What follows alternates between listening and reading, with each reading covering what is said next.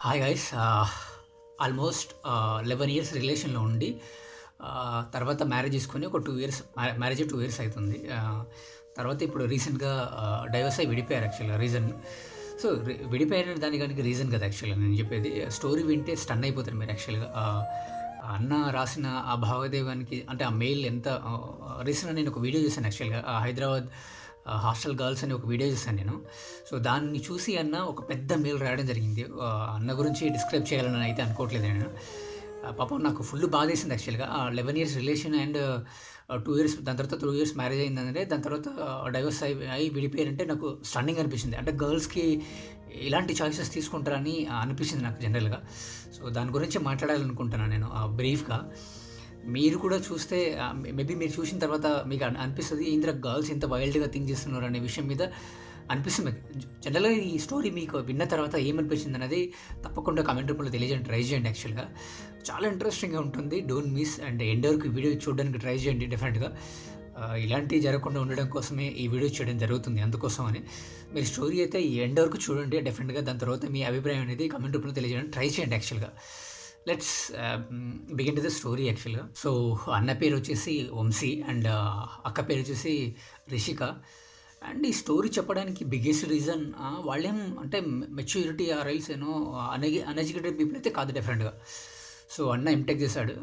అక్క కూడా BTech passed out స్టూడెంటే. అండ్ ఆల్మోస్ట్ ఇంటర్ కంటే ముందు నుంచి హెల్తీ రిలేషన్ రన్ అయింది యాక్చువల్ వాళ్ళ మధ్యలో.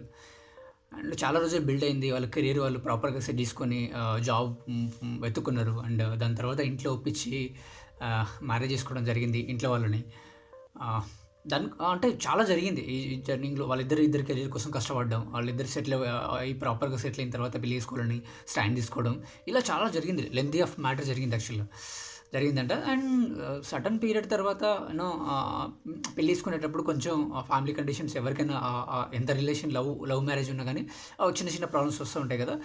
సో, మేబీ ఆ అన్న స్టెప్ తీసుకొని మాట్లాడి వాళ్ళ ఇంట్లో వాళ్ళతో మాట్లాడి డెసిషన్ ఫైనల్ అవుట్ చేసి మ్యారేజ్ చేసుకోవడం జరిగింది యాక్చువల్లీ. ఇంతవరకు ఓకే. 11 years relation okay. వాళ్ళ జర్నీ ఓకే. అండ్ ఫ్యాబులస్‌గా ఇద్దరు అర్థం చేసుకున్నారు ఓకే. It's okay.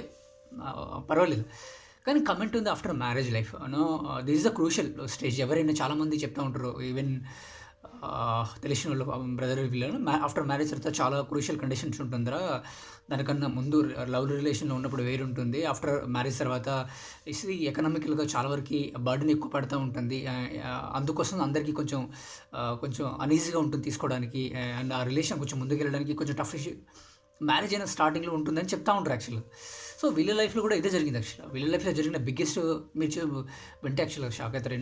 జరిగిన విషయం ఏంటంటే they are also earning in the decent amount. అమ్మాయి, అబ్బాయి ఆల్మోస్ట్ ఇద్దరికి ఒక 50 చేంజెస్ అట్లా ఒకరికి 40 చేంజ్ వాళ్ళకి వస్తుంది యాక్చువల్‌గా ఇద్దరికి. And they are doing in different separate ఆఫీస్‌లో. అమ్మాయి జాబ్ చేస్తుంది, అబ్బాయి జాబ్ చేస్తుంది. And over the period marriage అయిన తర్వాత ఒక 13 మంత్స్ తర్వాత ఒక పాప పుట్టింది వాళ్ళకి.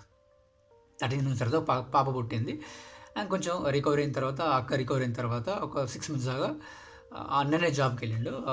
ఆమె తర్వాత జాబ్‌కు కొంచెం అంటే వీక్ ఆఫ్ అంటే లీవ్ పెట్టుకుందన్నమాట. సో, దాని తర్వాత కొంచెం రికవరీ అయిన తర్వాత మళ్ళీ జాబ్‌కెళ్ళడం స్టార్ట్ అయింది. సో, యాక్చువల్‌గా చిన్న చిన్న ప్రాబ్లమ్స్ ఇక అమ్మాయి విషయంలో గానీ, డబ్బుల విషయంలో గానీ ఫ్యామిలీలో రావడం స్టార్ట్ అయింది కాబట్టి అక్క వాళ్ళ ఆఫీస్‌లో సమ్ కొలీగ్ ఆళ్ళు కొంచెం ఏమంటారు అక్కని ఎక్కువగా కేర్ చేయడం, ప్రొటెక్ట్ చేయడం అలాంటి అంటే బిల్డ్ అయితే వచ్చింది. స్మాల్ ఒక ఫ్రెండ్ కైండ్ ఆఫ్ రిలేషన్ నుంచి కొంచెం ప్రొటెక్ట్‌గా ఉండే విధానంగా బిల్డ్ అయ్యి వచ్చింది రిలేషన్. ఆ తర్వాత కొంచెం అది చనువుగా మారింది ఆ రిలేషన్ వాళ్ళ ఆఫీస్‌లో, అక్క వాళ్ళ ఆఫీస్‌లో. నాకు ఒక షాకింగ్ అనిపించిన విషయం ఏందంటే అమ్మాయిలకి నాకు తెలవక అడుగుతాను నేను. ఎవరు ప్రేమగా చూపిస్తే వాళ్ళతో ఎళ్ళిపోతారా? అంటే ఇన్ని రోజులు అన్న 11 ఇయర్స్ రిలేషన్‌లో ఉన్నది మరి ఏంటిది ఇది? 11 సంవత్సరాల నుంచి ఈ ఎన్నో సమస్యలు ఉన్నా గానీ ఇంట్లో ఒప్పించి పెళ్లి చేసుకుంది. మరి ఏంటిది? పాప పుట్టిందేంటి? దేనికోసం? నాకు విచిత్రమైన అమ్మాయిలో అనిపించింది ఏంటంటే ఎవరైనా ప్రేమగా మాట్లాడి, ప్రేమగా చూపిస్తే ఎళ్ళిపోతారా? విచిత్రం అంటే విచిత్రం అనిపించింది. 13 సంవత్సరాలు అమ్మాయితో అక్కతో గడిపి అలా ఎంత సింపుల్‌గా చెప్పిందంటే ఇప్పుడు అక్క దగ్గర ఉన్న ఒకే ఒక ఆమె దగ్గర ఉన్న ఒకే ఒక స్ట్రాంగెస్ట్ ఏందంటే తను ఇప్పుడు సంపాదించడానికి తనకున్న యాక్సెసిబిలిటీస్ అన్నీ ఉన్నాయి సొసైటీలో. జాబ్ ఎక్కడికి వెళ్ళినా జాబ్ దొరుకుతుంది, జాబ్ చేసుకుంటే బతికేయచ్చు అనే. సో సంపాదిస్తున్నాం అనే ఒకే ఒక కారణం వల్ల, నేను ఎక్కడికి వెళ్ళినా బతికేస్తాను అనే ఒకే ఒక కారణం వల్ల డెసిషన్ తీసుకోవడం ఎంతవరకు కరెక్ట్? నేను ఇప్పుడు ఈ జనరేషన్లో ఉన్న అమ్మాయిలు కానీ, ఇప్పుడు చూసే వీడియో చూసే అమ్మాయిలు కానీ అబ్బాయిలు కానీ అడుగుతాను నేను, టు బీ హానెస్ట్గా. ఇంతకుముందు హ్యూమెన్ యాక్చువల్గా అంటే అమ్మాయిలకు ఉండే యాక్సెసిబిలిటీ తక్కువ ఉండే జాబ్ అనేది. ఇప్పుడు జాబ్ చేస్తున్నావు అనే ఒకే ఒక కారణం వల్ల నువ్వేంటారా నన్ను చూసుకునేది, నేను నా అంతా నేనే చూసుకుంటా. నేను అది తప్పని చెప్పట్లేదు, నన్ను సంపాదించడం తప్పని చెప్పట్లేదు, యాక్సెసిబిలిటీ ఉండడం తప్పని చెప్పట్లేదు. కానీ రిలేషన్లో ఉన్నప్పుడు నేను సంపాదించిన కదా నువ్వేంద్ర నాకు చెప్పేదని అని చెప్పేసి వెళ్ళిపోవడం ఎంతవరకు కరెక్ట్?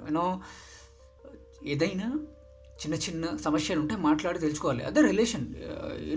90s కానీ 80s జనరేషన్ 70s జనరేషన్ ఎలా ఉన్నారు, ఎంత సమస్యలు ఉన్నా ఎంత సంపాదన ఉన్నా ఒక భర్త భార్యకు కట్టుబడి ఉండడం, అండ్ ఒక భార్య చెప్పిన మాటకు భర్త కట్టుబడి ఉండడం ఉంటుండే యాక్చువల్, ఎంత సంపాదించినా కానీ.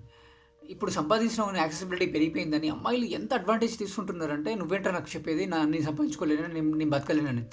సో ఎవరు బతకలేను అనేది కాదు మ్యాటర్ ఇక్కడ.